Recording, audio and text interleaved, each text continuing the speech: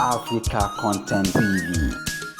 His Excellency Engineer Makinde, the Executive Governor of Nigeria, in exercise of powers conferred on him by virtue of Section 28(1), Part 28, Volume 1, Laws of Oyo State, 2000, and any other powers that we have, His Excellency Gov.Seyi Makinde hereby confer on His Royal Majesty Oba Sakiru Oyewole Oyelere, given under my hand and the public seal of Oyo State of Nigeria, today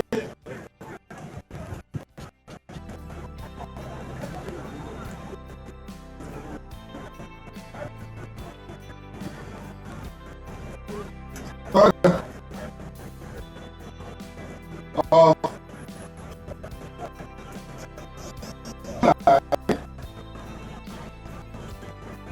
2024. So congratulations.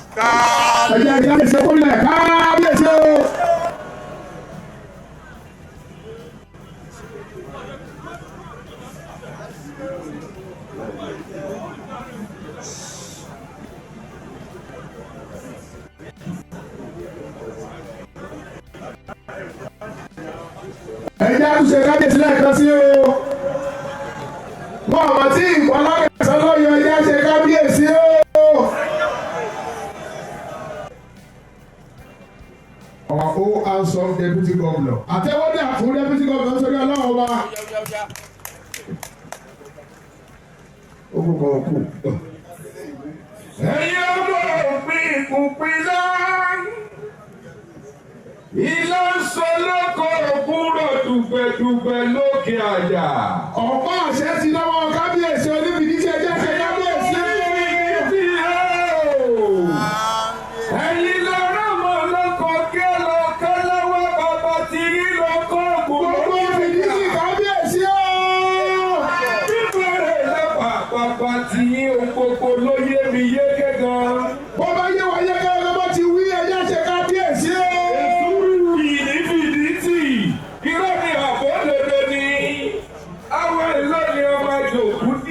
Èsúrú wòyí ní Fiditi.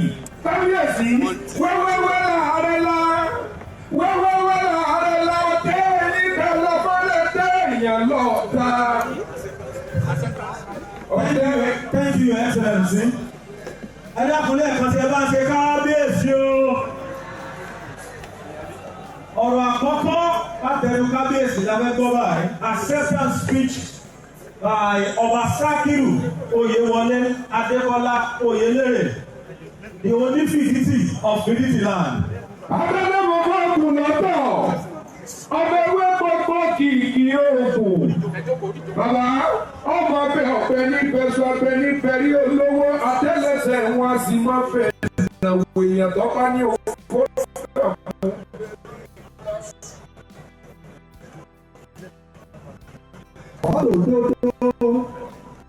Ọ̀rọ̀ yìí lòdòdó tàbí mú ọdún sọ bí ìrọ́ bí ìrọ́. Ọ̀rọ̀ lòdòdó àjọ lòdòdó.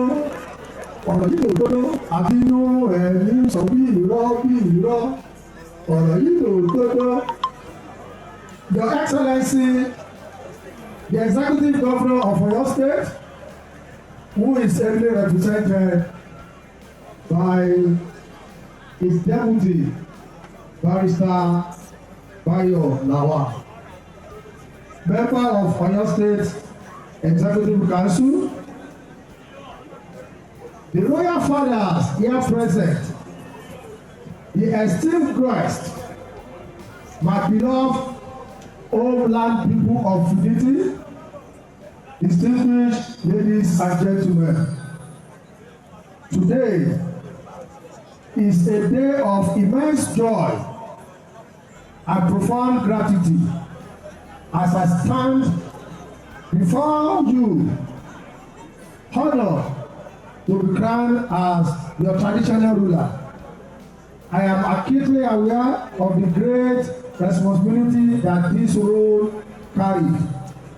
I am deeply humbled by your trust and confidence in me. Special thanks to our esteemed governor, Engineer Oyewole Makinde, FNSC. Your visionary leadership and unwavering dedication to the growth of prosperity of our state are truly inspiring and have left an indelible impact.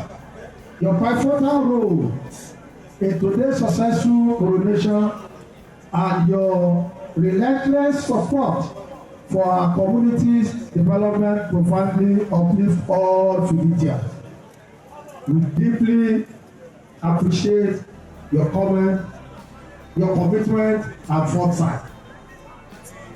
My educational and professional experience have equipped me with the tools to serve our community with diligence and integrity. As a son of the Ashu royal lineage, it was with great pride that I embrace the duty of referred throne, a symbol of our rich heritage. In my short reign, our focus has been on educational advancement because I believe that an educated society is an empowered society. I have worked to ensure the welfare of our elderly, acknowledging the wisdom of contribution to our heritage. The achievements we have seen are not mine alone, but the result of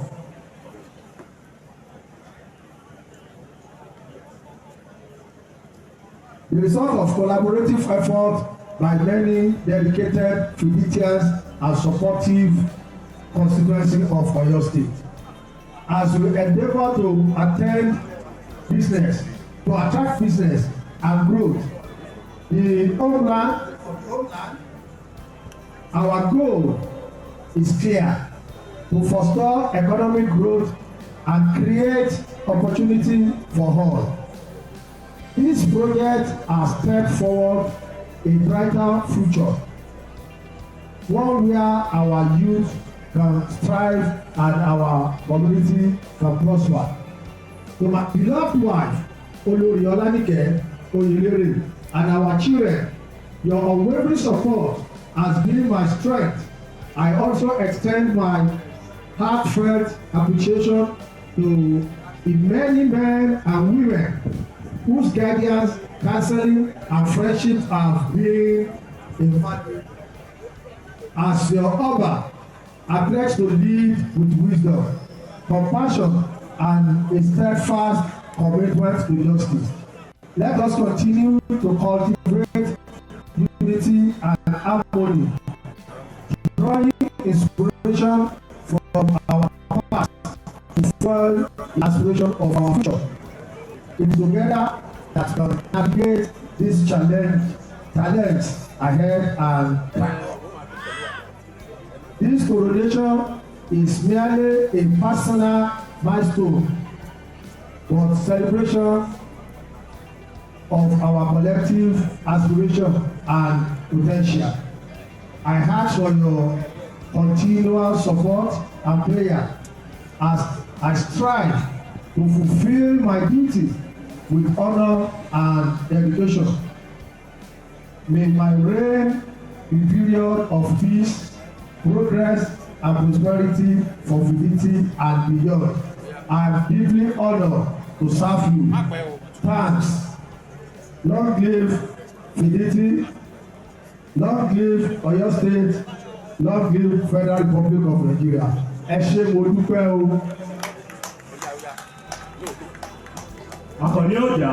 ọmọ onídìí ọmọ afọ̀rọ̀ kòkòrò fóògùn ọmọ ọ̀bọ̀n ìyọ̀bàjá ọmọ sọdẹ ṣàwo ọmọ ṣàgbẹ̀fì ní sèdàjáfì ní ìran bàbá rẹ ló sọwọ́ bí ní oko ríro ọmọ onígbàjẹ́ òògùn àgbàní ọjà bàbá rẹ ló kó tó bèbè tán ó tún pàgọ́ ọ̀ṣìkàwọ́ oníṣàrárá kótókó fojú di àkànní ọmọ ọ̀dálẹ́mọ̀ fẹ́rẹ́ bàbá àgbàdo dálẹ́mọ̀ fẹ́rẹ́ fún ẹ̀wò òògùn lọ́tọ̀ ọmọ adìẹ òògùn dáńdì ọkọ̀ òkú onílékótó ọmọ ọkú sígun ọmọ àṣàlẹ̀ òkú bí àṣàlẹ̀ ìyàwó ọmọ ẹni tó tó kúkú òjò tó tó kẹ́ẹ̀tù oníbẹ̀ yóò tiẹ̀ pa ni abáṣọ orí lára ẹni òjò tí ó lọ ó padà máa sọ ṣe ẹgbẹ́ta àtẹ̀lé ọ̀dà ọmọ yíbi ríbi ọmọ agòlù yíbi ìdájà ọmọ akpẹ́ ìbùdó ilé òkà òsà ẹnu yíbi ló mọ ọmọ ògbìnlá ògbìnlá ilá ńso ògùn ńso oṣológbó ewé bàbá rọmọ kálá rẹ̀ káàlù ọmọ ṣòògùn ṣe pátákù àgbọ̀dá bàbá fúnlẹ̀ bẹ́ẹ̀ làbí ọmọ adékúnlé àmọ̀wò ọmọ oyèlé àlàbí ọmọ oyewole àjàní alójòjò ìyádélé tèjì oyewole àjàní ọmọ Eedu bàbí ọlọ́run ara aróníbẹ̀ níbo àjẹ lásà yẹ̀kọ̀tọ̀yọ́kọ̀tọ̀ níbo àjẹ ẹ̀fà nígbà tí bàbá òjẹ ẹ̀fà mọ́ níbo rẹ̀ kú pẹ̀lẹ́pẹ̀lẹ́ Eedu ọmọ àṣù ni wọ́n sọ̀rọ̀ ọ̀rọ̀ ọba òsì ayọ̀dọ̀ kàkàǹfò àṣù àgbẹ̀ ìbúlẹ̀ tó wúyẹ́ òsì kàkàǹfò àṣù àgbẹ̀ ìbúlẹ̀ tó wúyẹ́ ọwọ́ bàbá àgbà. Ẹ ṣe o, inú wa tó kù ní Fiditi yìí, ìbànújẹ́ ò ní wọ̀ o. Ẹ ṣe o. Ẹ ṣàmì dáadáa. Inú wa tó dùn Fiditi yìí, ìbànújẹ́ ò ní wọ̀ o. Àmín o. Oríire tá a ṣe yìí kò ní lákùdé o. Ẹ ṣàmì dáadáa. Ẹ ṣe o. Your Excellencies, our royal fathers, the next on the agenda will take vote of thanks just before we hear from our Deputy Governor. So for now, the vote of thanks from the Permanent Secretary, Minister of Local Government and Chieftaincy Matters, Pastor Joel Ajani. Your Excellency, the Honorable Speaker of Oyo State, House of Assembly, Right Honorable Adebo Ogundoyin, today being represented by Chairman House Committee on Chieftaincy Matters, Honorable Akintunde Olajide Emmanuel, alias AKT,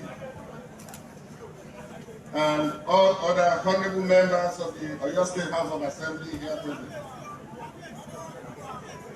The Deputy Chief of Staff, Honorable Fola Oyekunle, Honorable Commissioners in the Cabinet of Oyo State Government, especially today, the Honorable Commissioner for Chieftaincy Matters and Local Government, Honorable Ademola Ujo. I use him as a point of reference to extend recognition to all other honorable commissioners who are present today.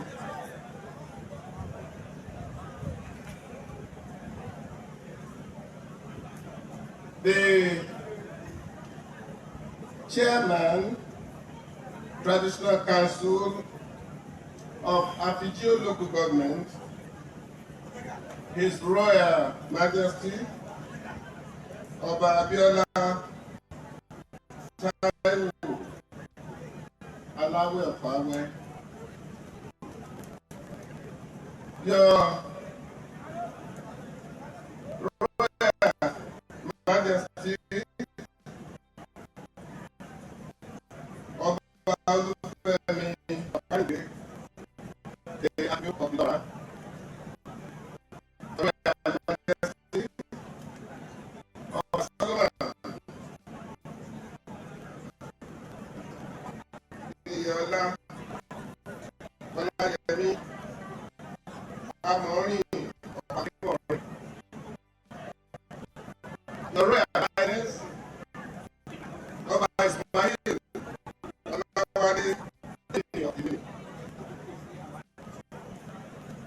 Your Royal Highness, Ọba Sunday, Bọ́lọ́runṣọ́, Babájídé, Baálẹ̀ ìlú Ajé, and other royal fathers present. Your Royal Highness,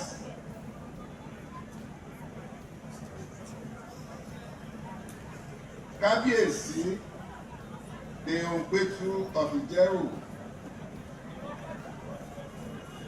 Ọba Sunday, Eedu. I have seen several other Royal Highnesses that are not listed. Please permit me to recognize you and to welcome you to this very august and epochal occasion of installation and presentation of staff of office to Onifiditi. The service commanders that are here, I cannot but recognize àwọn bàbá wa tó wà ní ibi ètò yìí lónìí, pàápàá jùlọ bàbá wa ládùúgbò. Mo recognize yín lórúkọ gómìnà ìpínlẹ̀ Ọ̀yọ́. Ẹ ṣé tí ẹ fi ìjókòó yìí yẹ wá sí. Bẹ́ẹ̀ ni mo recognize bàbá wa Ògúnládé. Nǹkan ìyẹn báyìí láwọn ń ṣe.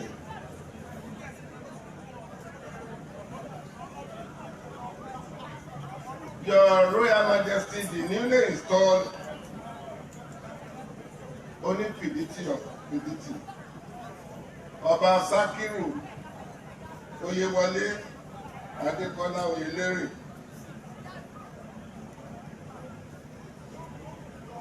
Ajani Eedu II, and your amiable Olori Olanike Elizabeth. All the PDP leaders that are here this afternoon, they are duly recognized.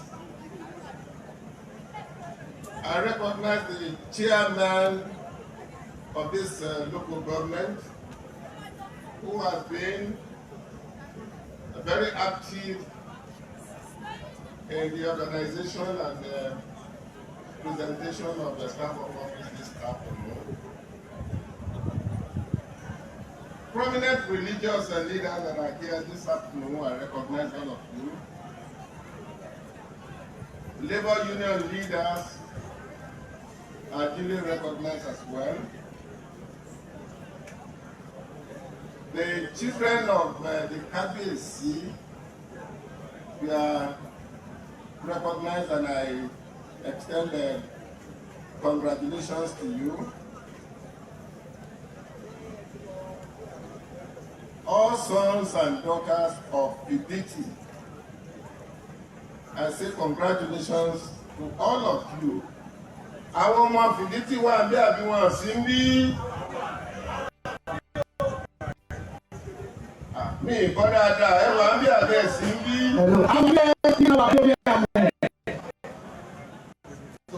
Ẹ kú oríire lónìí o. Oríire náà yóò bá wà kálẹ̀ o. Distinguished ladies and gentlemen of the press, I say good afternoon to all of us.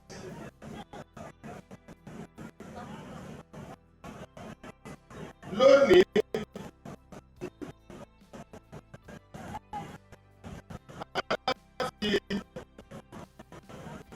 kí wàá ní òtítì pé a kú oríire. Pé etí àti ojú sọ̀rọ̀ táà retí àtọ́jọ́ pípẹ́ láti ọdún pípẹ́, òun náà lọ́lọ́run ṣe nírọ̀rùn lónìí. A dúpẹ́ lọ́wọ́ Ọlọ́run ọba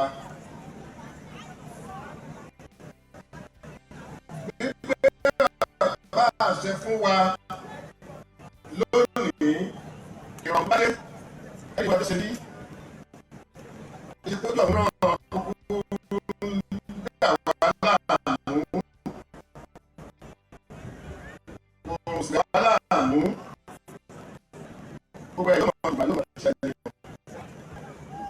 His Excellency the Governor of Oyo State. It's a great delight and pleasure and profound honor that I stand before you all today and coronation and official presentation of respect and staff of peace to His Royal Majesty Obasikiru Oyewole, the Onifiditi of Fiditi. This momentous occasion signifies the embodiment of tradition, heritage, and the continuation of legacy of leadership in our land. The process of selecting Obasikiru Oyewole was diligently followed, starting with the endorsement by the entire family, the presentation by local government, and the speaking at the Ministry of Local Government and Agency.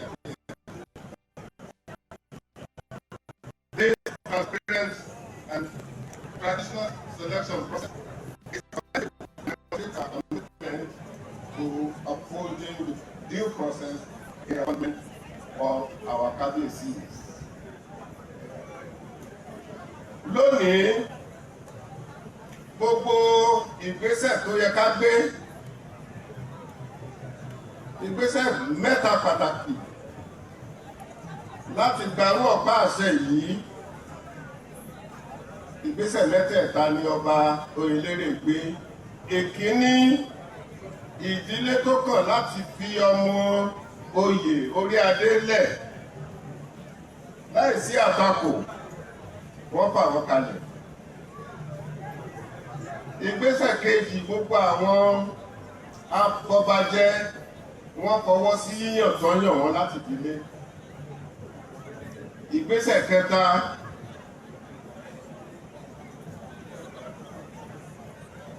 ìjọba ìpínlẹ̀ Ọ̀yọ́ látòrí Ministry of Local Government and Chieftaincy Affairs and approval by His Excellency Engineer Makinde, which culminated into this epochal event this afternoon. All have been taken and concluded. So mo bá yín yọ̀ wípé gbogbo ètò tó yẹ kẹ́ ẹ ṣe láti rí pé kábíyèsí wa jókòó rọrùn lórí ìtẹ́ wọn, gbogbo ẹ̀ ni a ti ṣe. So the government of Oyo State implores Obasikiru Oyewole to collaborate closely with the government in addressing pressing issues such as community development, education, healthcare, and security. By working hand in hand, we can tackle these challenges and ensure the welfare and progress of the entire community. The traditional institutions and government authorities must join forces to promote peace, security, and overall development. Nígbà tó ń ka àkọọ́lẹ̀ lórí kábíyèsí ọba Oyèlérè àti táwọn náà kọ nípa ara wọn, ó fi hàn pé ètò ẹ̀kọ́ ó ṣe pàtàkì fún wọn nílùú Fiditi. Ìdàgbàsókè ó ṣe pàtàkì fún wọn nílùú Fiditi. Pàápàá jùlọ ètò ààbò ó ṣe pàtàkì. A ní láti sọ fún yín lórúkọ gómìnà ìpínlẹ̀ Ọ̀yọ́ kí gbogbo ẹ̀yin èèyàn wa nílùú Fiditi kẹ́kọ̀ọ́ ká dẹ̀ mú àwọn nǹkan yìí ní òkúkúdùn. Ìlú tí ò bá sí ààbò, ìdàgbàsókè kò ń síbẹ̀. So ojú sì ni alákọ̀ọ́fín sọ́rí. Abẹ̀yìn wípé tẹ́ bá rí nǹkan kan tó ń jọ yín lójú nípa ti ètò ààbò, ẹbí tó àwọn agbófinró, ẹbí tó wọn létí. Oríṣiríṣi nǹkan ló ń ṣẹlẹ̀ báyìí jẹ́ pé kò ń sí nílẹ̀ wa, ṣùgbọ́n ó ti ń wọlé díẹ̀díẹ̀. Níjẹta a ṣètò tá a pín àwọn nǹkan amáyédẹrùn nìbàdàn. Ọ̀rọ̀ jẹ jáde nípa ètò ààbò. Ìjọba nìkan ò dẹ̀ lè dá ṣe. Àjèjé lọ́rùn ètò ààbò, ọwọ́ kan ò gbẹ́rù lórí. Torí náà nǹkan ìdàgbàsókè tí kábíyèsí ta fún lọ́pàá àṣẹ lónìí tí wọ́n ń bẹ̀bẹ̀ fún kìí ṣe ọ̀rọ̀ ẹnu nìkan la máa fi ṣe o. Gbogbo wa la máa fọwọ́sowọ́pọ̀ pẹ̀lú ìjọba, pẹ̀lú palace láti rí pé ààbò wà ní sàkání wa.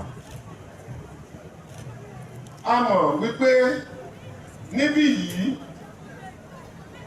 ọ̀pọ̀lọpọ̀ nǹkan la lè fi ṣe ọrọ̀ ajé.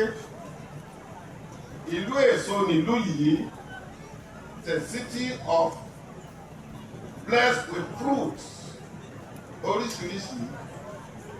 Níṣẹ̀dá lórí ìtẹ́ bàbá yín kábíyèsí, ẹ̀wọ̀n náà láti lè gbé translate natural resources that are available within this community into commercial and profitable ventures.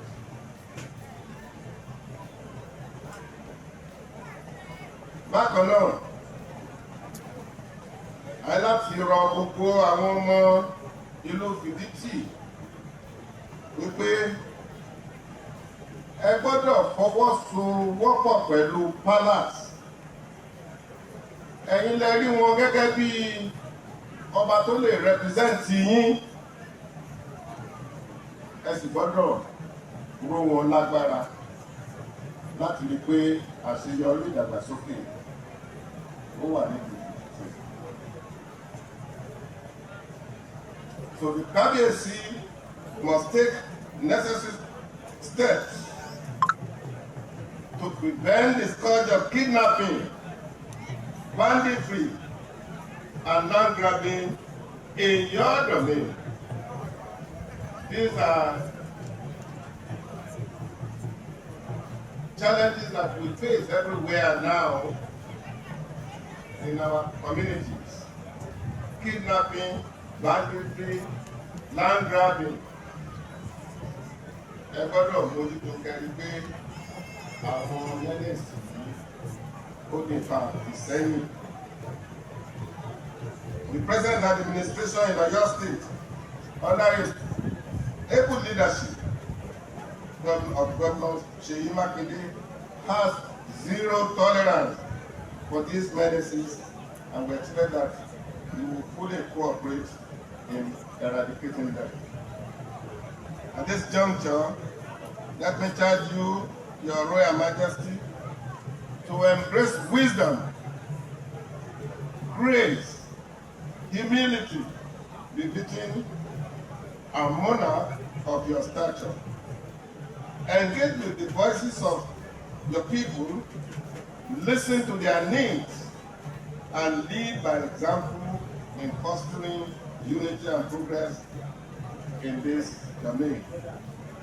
It is expected that your reign will be characterized by compassion, integrity, and a genuine dedication to the well-being of every individual under your domain. I have already presented the staff of office, but let me, in this short address, reiterate what I have done before by saying that in the exercise of powers conferred on His Excellency the Governor of Oyo State, Engineer Makinde, whom I'm representing this afternoon, and by virtue of subsection 1 and 2 of section 20 of the Chief Law, at 28, volume 1, Laws of Oyo State 2000, you are hereby presented with the staff and instrument of office, which symbolize your authority as Onifiditi of Fiditi. I extend my heartfelt gratitude to all those who are involved in making this ceremony possible, and thank everyone, especially the coronation committee headed by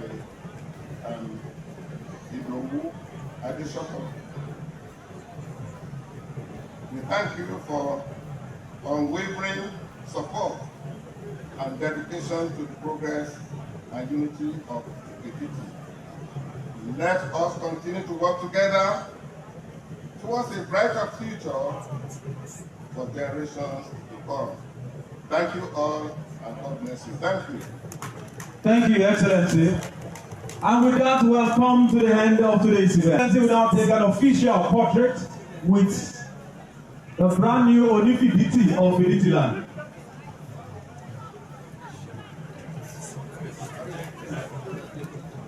Igbákejì gómìnà ìpínlẹ̀ Ọ̀yọ́ ó ya fọ́tò pẹ̀lú kábíyèsí Onifiditi tìlú